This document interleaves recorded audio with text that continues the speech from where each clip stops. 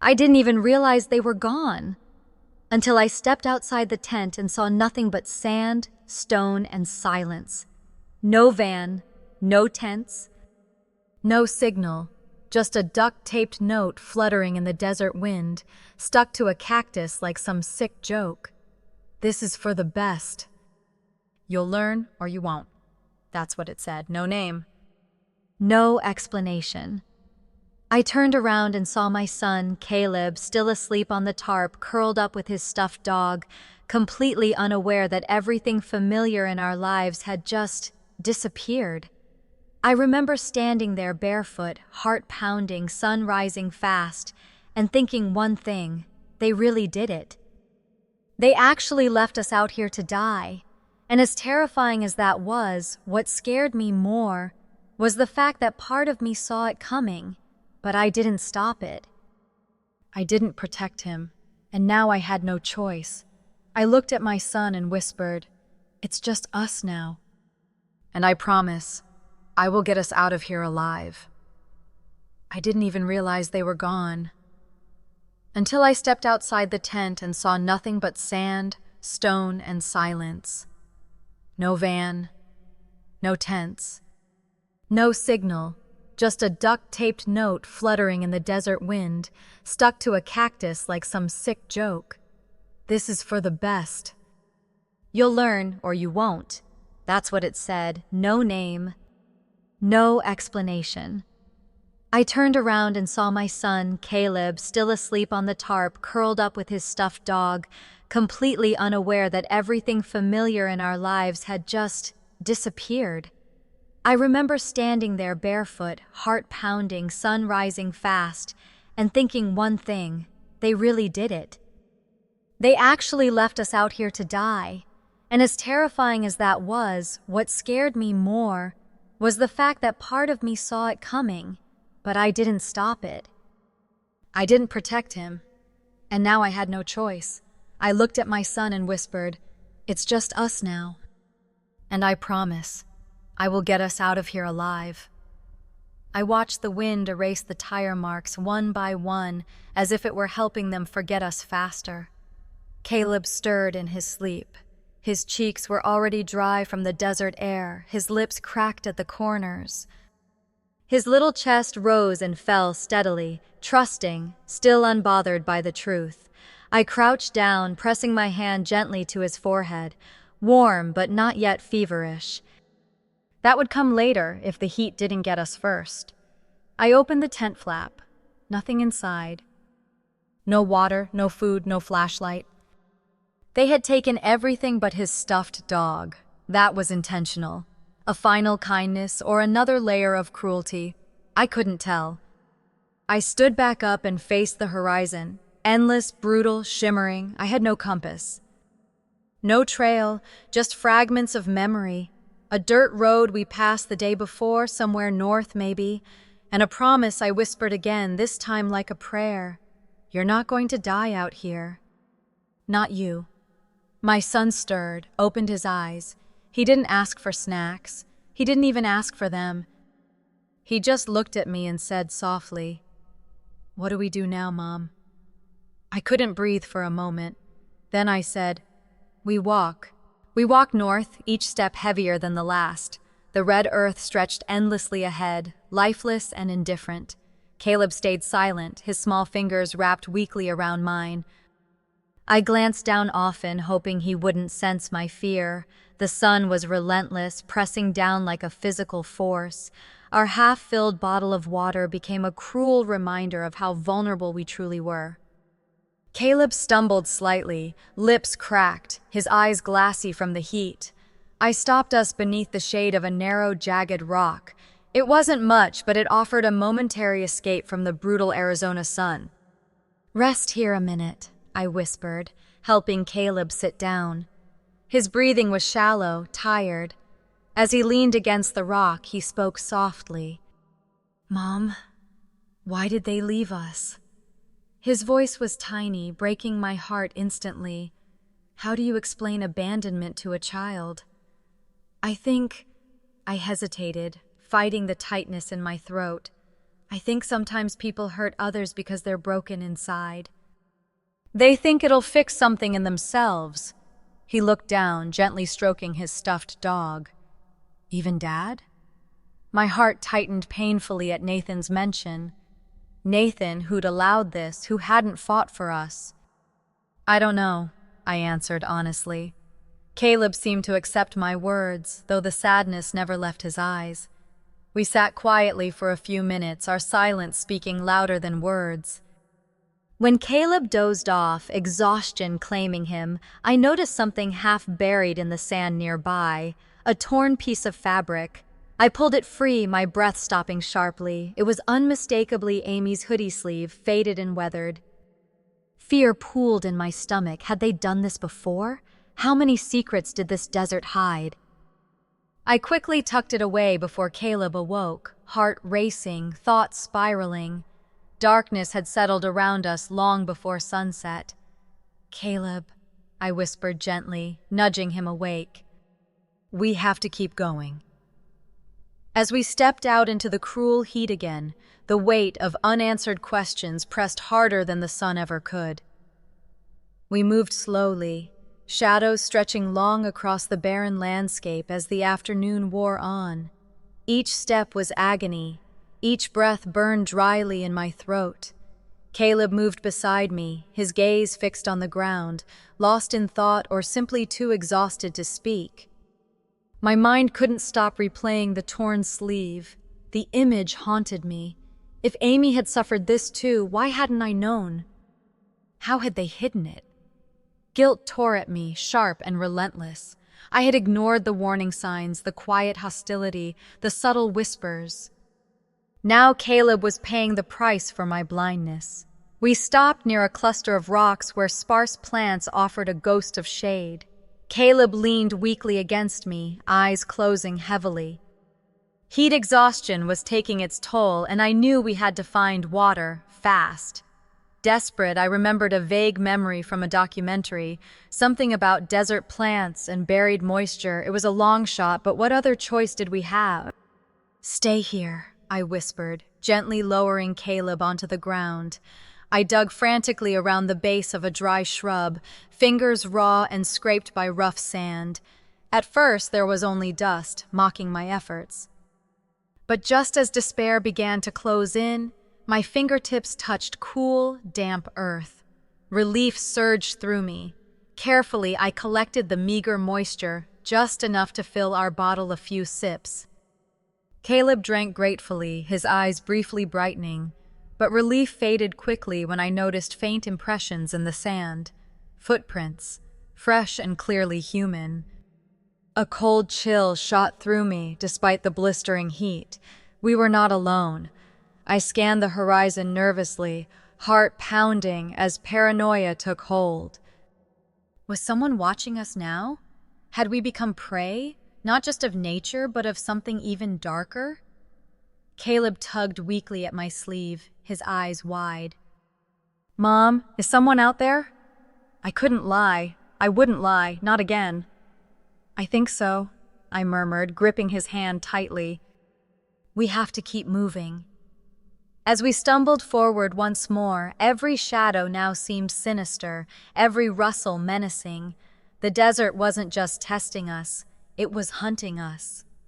The footprints vanished into the sand as quickly as they'd appeared, but their ghost lingered with me. Every shadow held eyes now, watching, waiting. Caleb stayed closer, his small hand trembling slightly in mine. Neither of us spoke. There was no need.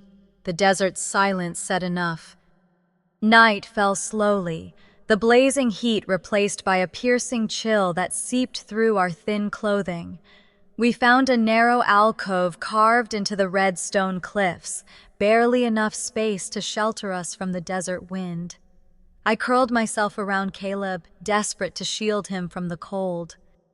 He drifted into an uneasy sleep, shivering softly, murmuring unintelligible words. I stayed awake, alert, scanning the darkness for movement. The stars glittered coldly overhead, beautiful and indifferent, witnesses to our silent struggle. My mind raced, piecing together memories. Nathan's avoidance of eye contact when his parents spoke harshly, Amy's sudden disappearance last summer, explained away as a trip to visit relatives. How had I believed such convenient lies? A sharp rustle outside the alcove snapped my attention back. Adrenaline surged through me, my heartbeat quickening painfully. The darkness was impenetrable, yet I felt the presence clearly. Someone was there. Holding my breath, I reached into my pocket, pulling out the small emergency whistle. It seemed ridiculous, insignificant, yet gripping it tightly, it became my anchor to sanity. Minutes passed, feeling like hours. My eyes strained into the dark, trying to separate shapes from imagination. Suddenly, a shadow moved, a brief flicker against the moonlight. My heart nearly stopped. There was definitely someone out there. I held Caleb tighter, fear gripping my chest, restricting my breathing. "Stay asleep," I prayed silently, willing the intruder away. The shadow lingered a moment longer, then melted back into darkness. Slowly, painfully, my breathing steadied. Whoever or whatever it was had retreated, but I knew it wasn't gone for good. Morning arrived harshly, without relief. Caleb awoke pale, eyes hollow, lips cracked. He looked at me silently, a question unspoken but clear in his weary gaze. "Are we going to make it?" I tried to smile, but it felt unnatural, painful. "We'll be okay," I whispered, not entirely convinced myself. "Just stay close." He nodded weakly, trust shimmering faintly in his eyes, breaking my heart all over again. We stood, legs shaking, and continued northward, unaware that the presence from the night before hadn't truly left. It simply retreated deeper into the desert, watching, waiting patiently for the right moment. The sun rose mercilessly again, bleeding into another endless day. Caleb's steps grew slower, weaker. Mine weren't much better. We trudged onward, the heat shimmering like liquid silver on the horizon. My thoughts circled obsessively around that piece of fabric I'd found, the torn sleeve of Amy's hoodie. My stomach tightened each time I considered its implications. Had this happened before? We paused near a cluster of sun-bleached rocks that jutted upward like bones from the desert floor. Caleb rested his head against my side, breathing shallowly. He was pale, so dangerously pale. I had to get him out of the sun, even for just a few minutes. "Wait here, okay?" I said softly, guiding him into the scant shadow of the rocks. He nodded weakly, closing his eyes immediately. As Caleb rested, I surveyed the surroundings, desperation sharpening my vision. Just a few yards ahead, something strange caught my eye, a rusted metal container partially buried beneath loose sand. Hope surged irrationally, briefly overriding exhaustion. I knelt and dug frantically, my fingers trembling as hot sand stung my skin. Finally, I pulled it free, a battered old metal lunchbox. My heart pounded painfully. I hesitated a moment, almost afraid of what I might find, then opened it slowly. Inside was a worn photograph, faded by years and heat. A young woman stood smiling hesitantly, holding hands with a little boy about Caleb's age. The boy clutched a stuffed animal just like Caleb's. My pulse quickened. Beneath the photograph was a small journal, pages brittle and yellowed, the handwriting barely legible. My eyes scanned a random page. "Day 3, they're not coming back. Mom told me to be strong. She said this wasn't the first time the family had done this. Some kind of test. I don't think we'll pass." My blood ran cold. I flipped quickly to the last entry. "We've run out of water. Mom says she loves me. I think we're going to sleep now. I hope someone finds us." The silence around me seemed deafening. I felt sick, my vision spinning as I realized the horrifying truth. We weren't the first. This wasn't punishment, this was a twisted tradition. They'd done this before, left their own flesh and blood to perish under this merciless sun. I glanced back at Caleb, his fragile body curled in exhaustion. Fear clawed deep inside my chest. They had intended for history to repeat itself. But I wouldn't let it. Not to Caleb. Not this time. I carefully buried the lunchbox back into the sand, my hands trembling, heart thumping painfully against my rib cage. The journal's final words echoed endlessly in my mind, haunting every step as we pressed forward through the baking desert heat. Caleb's condition was deteriorating fast. He walked mechanically, eyes half closed, small body swaying slightly with each painful step. My throat felt raw from dehydration, my tongue thick and unresponsive, but I knew I had to keep pushing, for him. Just before noon, we stumbled upon a shallow, rocky depression, where a cluster of dry shrubs offered meager shade. I guided Caleb beneath it, feeling the weak pulse in his tiny wrist. "Stay here, okay?" I whispered, my voice cracked and dry. "I'm going to find us some water." He nodded slowly, too weak to argue. His trust weighed heavily on my shoulders as I stepped away, panic rising like bile in my throat. I searched frantically, my eyes scanning desperately for anything, any sign of moisture, anything that might keep Caleb alive one more day. After what felt like hours, I noticed a slight discoloration in the sand near a group of rocks. Kneeling quickly, I began to dig. Hot sand burned my palms, sweat stinging my eyes, but beneath layers of scorching earth, a small, precious miracle revealed itself. A thin trickle of water seeping from beneath the stone. I felt a rush of gratitude so powerful it made me dizzy. Carefully, I collected the tiny droplets in our battered water bottle, my breath coming in shaky sobs of relief. When I returned, Caleb was awake but disoriented. He stared blankly ahead, eyes glazed, murmuring softly to himself. "Here, drink this," I urged gently, raising the precious bottle to his cracked lips. He swallowed weakly, the water barely enough to moisten his parched mouth. As he leaned back, closing his eyes again, fear gripped my heart tighter. I knew we couldn't last much longer without real help. Our survival depended entirely on whether someone out there, anyone, was looking for us. But who would be? I held Caleb close, scanning the endless horizon. The desert stretched cruelly in all directions, silent and unforgiving. And yet, deep within me, stubborn hope flickered faintly, fragile, but not yet extinguished, because now I knew the truth. This wasn't just about surviving anymore. It was about making sure no other child would ever suffer like this again. Whatever it took, I promised myself silently, gripping Caleb's hand tighter, I would end this twisted cycle. Even if it cost me everything. Night arrived slowly, wrapping us in bitter cold after the scorching brutality of the day. Caleb's breathing had become shallow, fragile like a flickering candle. I held him tightly, as though my embrace alone could anchor him to this world. I stared up at the stars, their light distant, indifferent to our suffering. Exhaustion gripped my bones, yet sleep was impossible. Each whisper of the desert wind seemed to mock my helplessness, echoing the question that haunted me constantly. Would anyone come? Or had our existence already been erased?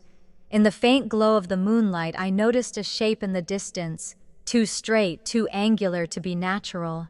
My pulse quickened slightly. Could it be? Gathering my remaining strength, I gently laid Caleb down, tucking Mr. Beans close to his cheek. "I'll be right back," I whispered, praying he heard me.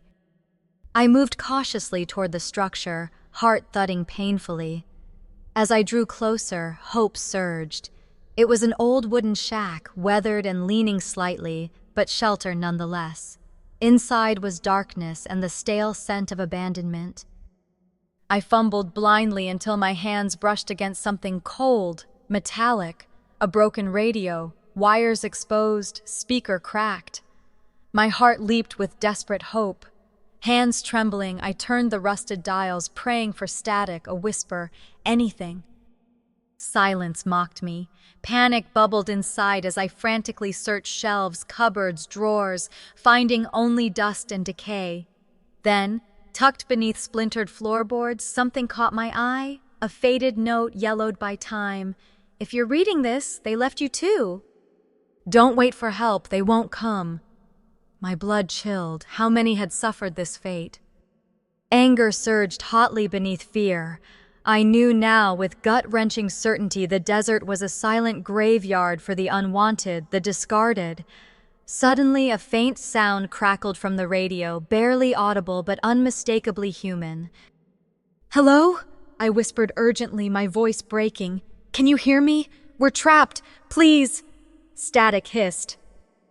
A distorted voice broke through momentarily, unintelligible, fragmented. Then silence again. I tried desperately, hands shaking, heart pounding. But no matter how hard I begged, pleaded, the radio remained stubbornly silent. Hope crashed bitterly around me. But something stronger than despair was awakening inside. Defiance. This twisted cycle couldn't continue. It had to stop here with Caleb, with me. Returning slowly to Caleb's side, I knelt down, brushing his fevered forehead. "Hold on, sweetheart," I murmured softly, determination hardening my voice. "I'm not done fighting yet." Sunrise broke harshly, dragging me reluctantly from a restless, half-awake state. I instinctively reached for Caleb, but my hand touched empty sand. My heart stopped. "Caleb!" My voice cracked painfully through the dry air. I scrambled upright, panic surging wildly. His spot beside me was empty, marked only by faint impressions in the sand. The stuffed dog lay abandoned, facing upward with its stitched eyes staring blankly at me. Fear consumed me. I scanned frantically in every direction, throat burning, heartbeat echoing in my ears. "Caleb, where are you?" No response, just empty silence mocking my terror. My mind spiraled. Had someone taken him? Had he wandered away in confusion? I felt dizzy, sick with fear, legs trembling uncontrollably. Then, faintly in the distance, I saw a flicker of movement behind a cluster of rocks. My heart surged with hope. "Caleb!" I shouted, sprinting clumsily toward the spot, ignoring the sharp stones tearing at my skin. When I reached him, relief was instant but short-lived. He knelt in the sand, pale and dazed, staring down at something. "Mom," he whispered hoarsely, pointing weakly at the ground. "Look!" I knelt beside him, breathing heavily, and followed his trembling finger. Half buried in the dirt was a rusted metal box, different from the first. This one locked securely. With trembling fingers, I pried at the lid, desperation lending me strength. Finally, it cracked open with a brittle snap. Inside was a dusty phone, cracked and worn but miraculously intact. My breath caught sharply. Could this be our lifeline? I quickly pressed the power button. After an agonizing moment, the screen flickered weakly to life. Battery symbol flashed red. 5% left. A single chance, fragile and fleeting. Caleb's voice was barely audible. "Can it save us?" "I hope so, baby," I said softly, holding my breath as the screen struggled for a signal. One fragile bar appeared, just enough to make a single desperate call. My hands shook violently as I dialed 911. The phone crackled faintly, each second an eternity. Finally, a distant voice answered. "Please," I whispered desperately, my voice broken. "We're stranded. In the desert. Please help us. I don't know how long." The line went dead mid-sentence. I stared helplessly at the dark screen. Caleb leaned weakly against my shoulder, exhausted, eyes barely open. "Did they hear us?" he murmured. I held him tighter, tears blurring my vision. "I don't know," I answered truthfully, "but we can't stop now." In the distance, a storm gathered silently, an approaching darkness that promised one final test. Within hours, the storm reached us. The wind howled fiercely, whipping sand into razor-sharp needles against our skin. Visibility dropped to nothing, just swirling, angry dust. I held Caleb tightly, shielding him with my body as we stumbled blindly through the chaos. Each step felt pointless, directionless. My throat burned raw, my skin stung painfully. Caleb coughed weakly, his tiny body trembling violently in my arms. Every instinct screamed at me to stop, to curl up and surrender. But my promise to Caleb echoed louder. "I won't let you down," I whispered fiercely, voice lost to the roar of wind and sand. Then, through the blinding haze, I glimpsed something ahead, blurry outlines, vague but undeniably human-shaped. My heart surged with hope, desperate and wild. "Hey!" I screamed hoarsely, waving frantically. "We're here! Please help!" But as we approached closer, my hope turned to horror. The figures weren't rescuers. They were merely tall desert plants twisted by the wind into mocking silhouettes. My knees buckled under crushing disappointment, exhaustion clawing through me. I dropped to the ground, clinging desperately to Caleb, shielding him from the brutal sandstorm. The phone was useless now, dead and silent, just another cruel symbol of false hope. Then suddenly, faint lights appeared through the storm, bobbing uncertainly, moving toward us. I blinked hard, not trusting my weary eyes. Caleb stirred weakly, whispering something I couldn't hear. "Stay awake, sweetheart," I pleaded urgently, shaking him gently. "They found us. Hold on." The lights grew closer, clearer. Flashlights piercing through swirling dust. Voices shouted indistinctly, urgent and purposeful. My heart leapt painfully in relief. I shouted again, voice cracking with emotion, waving frantically. "We're here. Please hurry." Moments later, strong hands grasped me gently, a voice calm yet filled with urgency. "We've got you. You're safe now." As they lifted Caleb carefully, his eyes fluttered open briefly, meeting mine. Relief flooded through me, overwhelming and raw. We had survived. But as rescuers rushed us toward waiting vehicles, my mind twisted with darker thoughts. This wasn't the end yet. Not truly. Nathan, his parents, the hidden cruelty, they needed to answer for this nightmare. The battle for our lives was over, but the fight for justice had just begun. Bright hospital lights replaced the desert's cruel sun, beeping monitors substituted for howling wind. But inside me, the storm still raged fiercely. Caleb lay sleeping beside me, fragile yet breathing steadily, safe at last. Each rise and fall of his chest was a quiet miracle. The authorities moved swiftly. Nathan, Patricia, Walter, all of them taken into custody, facing charges.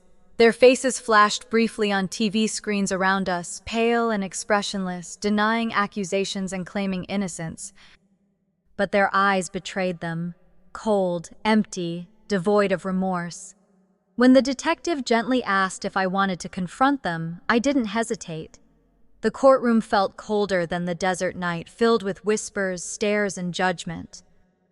I took the stand slowly, my legs shaking beneath me. Across the room, their eyes burned holes into my skin, my family by marriage, strangers in truth. I leaned into the microphone, voice steady despite trembling hands. "You left us to die. You justified cruelty as tradition, abuse as discipline. But you didn't break us. We survived, not because of your twisted lessons, but in spite of them." Nathan refused to meet my eyes. Patricia and Walter stared coldly ahead, expressions unreadable, masks of stone. "You tried to erase us," I continued firmly, "but you only erased yourselves, from our lives, from our future. Your actions will haunt you far longer than your punishment ever could." Stepping down, a quiet strength replaced my earlier fear. Their power was gone, crumbled into dust beneath my feet. Outside the courtroom, sunlight streamed gently, warm against my skin for the first time in what felt like forever. Later, holding Caleb's small hand tightly, I watched him carefully sketch a desert flower in bright colors on a hospital notepad. His eyes, once hollowed by fear, now sparkled softly with life. "I was scared," Caleb whispered suddenly, eyes serious. "But I knew you'd keep your promise." Emotion caught sharply in my throat. "Always," I said softly. "And remember this, sometimes the people who say they love you don't really understand what love means. Real love never leaves you behind. It holds on tight, even in the darkest storms." He smiled faintly, returning to his drawing, and for the first time in days, I let myself believe we'd truly survived, not just physically, but deep within in ways that mattered most. Months passed, healing slowly and gently like desert flowers blooming after rain. Caleb and I moved away, building a life defined by compassion and trust. Every night, as I tucked him in, his eyes shone brightly, safe and unafraid. Our scars remained, but they became reminders of strength, resilience, and the truth we discovered out there beneath a merciless sky. Sometimes the family you choose, the people who stand by you in your darkest moments, are the only ones that truly matter. And sometimes surviving means letting go of those who claim to love you, but who have never understood what love truly means. I've learned that survival is more than escaping danger. It's about finding the courage to stand firm in your beliefs, to protect those who depend on you, and to never let someone else's cruelty define who you become. If you're ever caught in the storms of someone else's making, remember, you have the strength to find your way back to the light. Your worth is not determined by how others treat you, but by how fiercely you love yourself and those who truly deserve your love. In the end, survival wasn't just about escaping death. It was about reclaiming our lives, our freedom, and our right to be truly loved. And that's a lesson we'll carry with us forever. After hearing our story, what would you have done if the people you trusted most left you stranded in the desert? Would you forgive them or walk away forever? Share your honest thoughts and experiences in the comments. Your story might help someone else find their strength. Don't forget to like and share.